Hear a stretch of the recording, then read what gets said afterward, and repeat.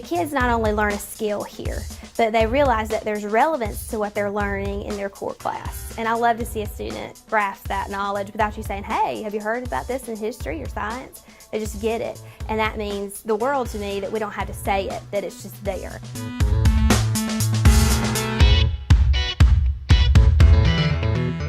This has kind of been a week-long project, but what they're doing is they're writing a paper off of a video that they've seen of an optical illusion makeup.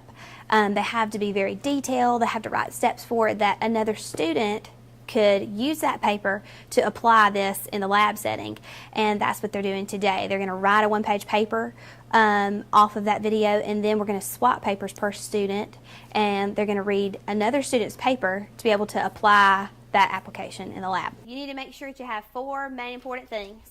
First thing you need to have is all the tools that we're going to need to use to be able to apply this makeup. That needs to be in your paper. The next thing we need to have is a step-by-step instruction, but it needs to be in sentence format instead of just bulleted list. It needs to be a sentence format of step-by-step instruction so that another student can get your paper and do this in the lab. Right?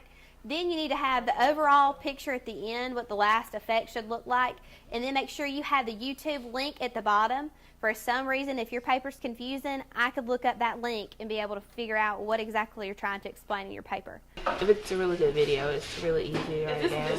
You don't really realize that you're doing English, you're just trying to write down the steps so you can get it, know what you're doing. My goal is to create a baby doll and a half baby doll and cheetah print illusion, and it will be done. I wrote in my paper the instructions that I'll be doing. Before we get started, y'all have gotten another student's paper, so you should be able to read that paper step by step and be able to apply this makeup to your client, okay?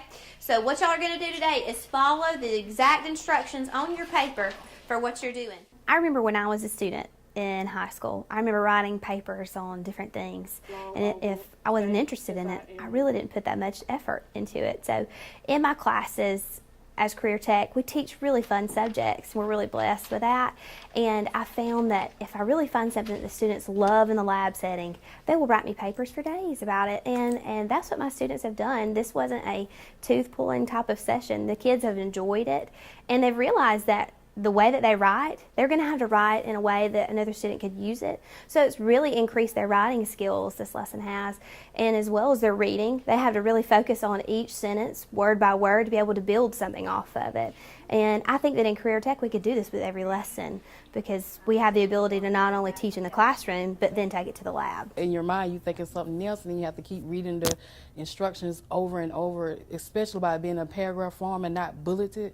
You actually have to go back and read it and like put it in visual, how you gonna actually sketch this out on the individual space. So you don't know the vision that you're trying to do, you just see what's on the paper that they gave you, so you have to really, figure out how to do it. You have to really follow instructions.